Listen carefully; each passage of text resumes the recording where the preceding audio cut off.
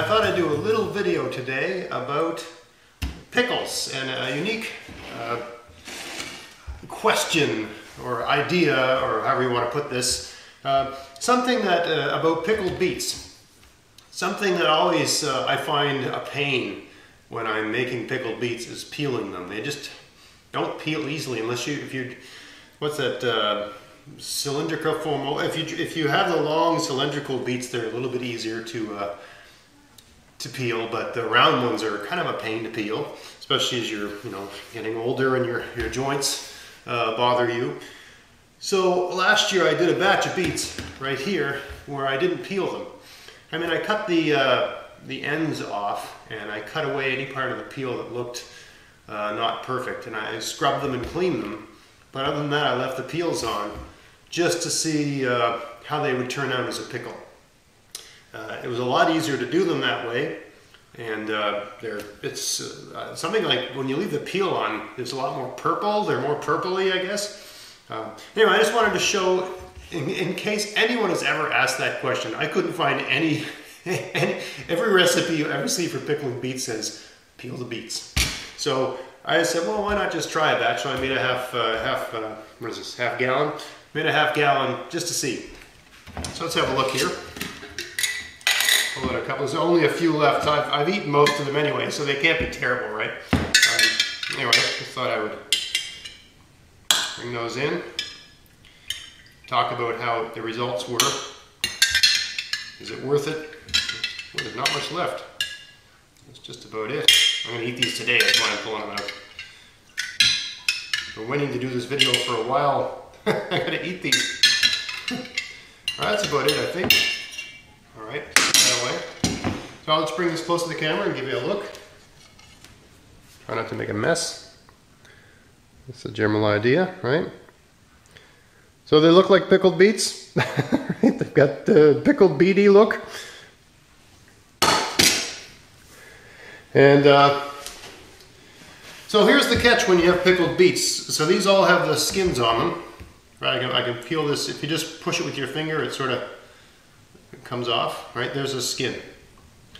So this one here has got the skin. You can eat them with the skin on. As long as you've cleaned this and the part of the skin that tends to be not in perfect condition is the part around the ends, right, near the stem and the butt part. But the rest of the peel, I'll bring this up close to the camera. Right, if you've got good soil and everything's healthy. Right, that almost looks like it's been peeled, but it hasn't, right? The peel's still on. I can pull that off. Right, there's the peel. You just rub right off. Right, so it takes a second to rub these off. I find during the garden, these aren't lacto-fermented pickles. These ones were boiled and all that sort of stuff, so they're completely sterilized, right, and vacuum sealed and hermeneutically sealed and all that sort of stuff. I find that at the height of the growing season, you start to become overwhelmed. If you're trying to save a lot of your own stuff to eat later, it can be a bit overwhelming to have to do all of that. Now, it's different if you've got like every member in your family and an assembly line all set up, but I don't really have that situation. My children are really young, and they're just not in a position where they can be much help with that sort of thing. So it can be handy to do it this way. Now you can eat them with the skins on, but they have a, how would I put it, suede.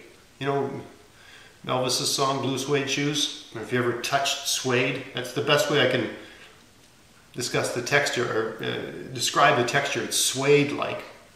So it's not an ideal texture to have in your mouth, suede. It's not the end of the world. Alright, you can eat it, you can get past it. I wouldn't serve it to guests. I eat it because I don't, I eat shrimp with the shell on, right? So I'm a unique category unto myself. But it's not a big deal. Oops. Not a big deal to just pop the peels off, right? In a very short amount of time, if you're going to serve these, right? The peels just come off.